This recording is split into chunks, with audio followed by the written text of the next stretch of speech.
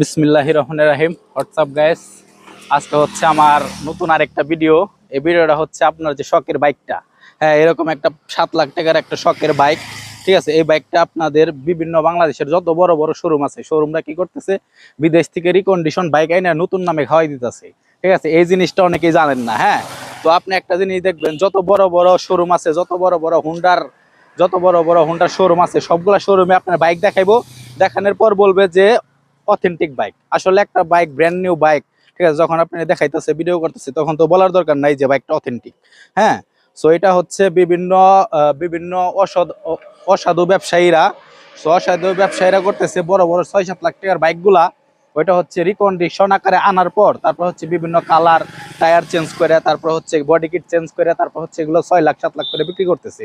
হ্যাঁ, সো আপনারা যখনই যে জায়গায় থেকে বাইক কিনেন না কেন, অফিসিয়াল বাইক কিনবেন, অফিসিয়াল বাইক কেনার চেষ্টা করবেন। হ্যাঁ, সো আর হচ্ছে বিভিন্ন দেখবেন যে অফিসিয়াল কালার, হ্যাঁ R15 বলেন, GSX-R বলেন, যত বাইক বলেন, হ্যাঁ অফিসিয়াল কালারগুলা সবচেয়ে কেনার চেষ্টা করবেন।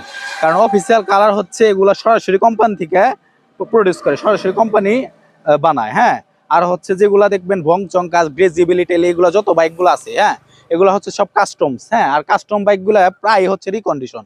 আবার একটা কথা বলতে পারেন যে রিকন্ডিশন বাইক কাগজ হয় কিভাবে?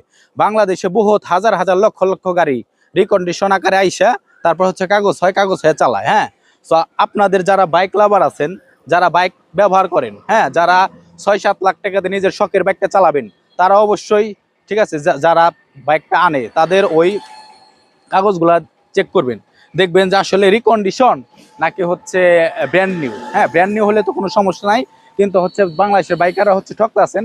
সো সাবধান, আপনার শখের বাইকটা আপনি কেনার সময় অবশ্যই খেয়াল করবেন, অবশ্যই লক্ষ্য রাখবেন যে বাইকটা রিকন্ডিশন নাকি ব্র্যান্ড নিউ।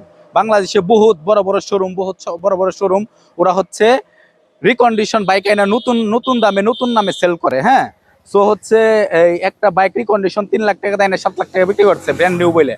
সো এটা হচ্ছে সাধারণ বাইকার আমার মতো যারা বাইক লাভার আছেন, যারা হচ্ছে বাইকটা পছন্দ করেন, নিজের স্বপ্নের বাইক, শখের বাইক যারা পছন্দ করেন, তারা হচ্ছে প্রতারিত হইতেছেন, ঠকতাছেন। সো সবার প্রতি আমার একটা মেসেজ, ঠিক আছে, আপনারা বাইক কেনার আগে অবশ্যই অফিসিয়াল কালারগুলো কিনবেন, অফিসিয়াল কালারগুলো পছন্দ করবেন।